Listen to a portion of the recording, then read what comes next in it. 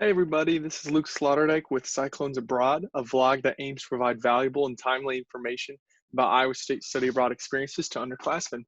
Today we're actually going to talk about what it looks like to maintain the professional relationships that you create and build and develop during your experience. We're also going to talk about what it looks like to maximize your study abroad experience for job interviews, putting it on your resume, cover letter, and other written formats. And then also, we're just going to talk about what this vlog has been all about and close it out. What it looks like to maintain relationships. And so, one key tip that I can recommend to you guys as you start to build your professional network as a university student is actually create an Excel sheet with any professional contact that you've created with their first name, last name, phone number, email, any sort of other information, what their title is, the organization that they're a part of,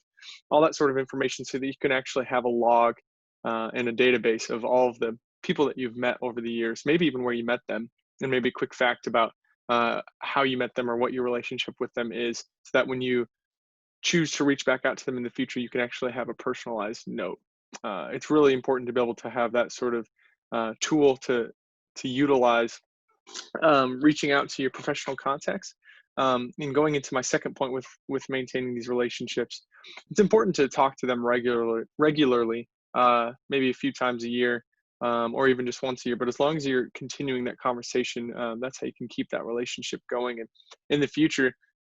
it can be a symbiotic relationship where if they need something from you or you need something from them, or you just want to talk and catch up and learn about new things happening in your field, all of that is available because you have the contact information. So would highly recommend picking that up as soon as possible and downloading any information that you already have from your phones onto that, just so you can kind of have that information all right in front of you, and being able to use a search tool and all those sorts of things on Excel, or whether it's on your phone or whatever, is just helpful to have that database. Another quick thing that I would add is how to use all of our experiences with these study abroad opportunities and these internships um,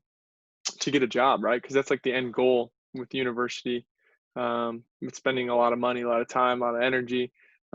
being here and going on these really cool trips and gaining this really valuable information and experience. How can we actually put that all together into a resume or a cover letter to be able to actually get a job? So I would highly recommend, as I've talked about in previous videos, utilizing and leveraging all of the reflections that you've written throughout the whole experience, and actually um, putting those all together and taking the best out of them to form how to put it on your resume. So obviously on your resume, you're going to have the title of your internship, where it was located, the dates that you were in that position. And then really you have to find the best way for you to be able to condense down to only a sentence or two or a few bullets of what you did, actually having numbers to back up what you did, of like, I surveyed 120 individuals, and quantifying the information that you've completed, as well as maybe even if you have any sort of impact analysis of like, and it did this for X, something like that. And so all those different things, if you can have quantifiables um, and actually be able to paint a picture of what you did with really beautiful descriptive language and leadership verbiage, that's what's going to help set you apart, other than it just being in a different country and having an internship experience that is relative to the career that you want to pursue. And then the cover letter and a CV are going to be opportunities where you can actually go more in depth of what you did, adding details in. And then hopefully just having icebreaker opportunities to answer questions that an employer might want to know from you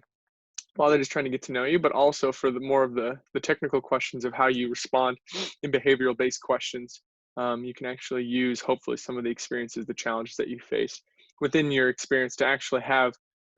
really great answers that kind of showcase your abilities, your skills, but also your personality to an interviewer, because a lot of people our age actually don't have actual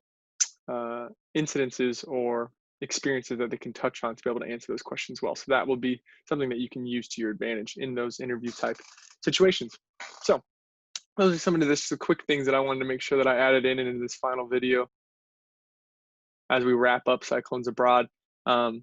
Man, it's just been such a cool opportunity to get to be your guys' host and get to um, hopefully just shed some light on the area of studying abroad, the resources and the opportunities, and just what it means to study abroad at Iowa State, but also just the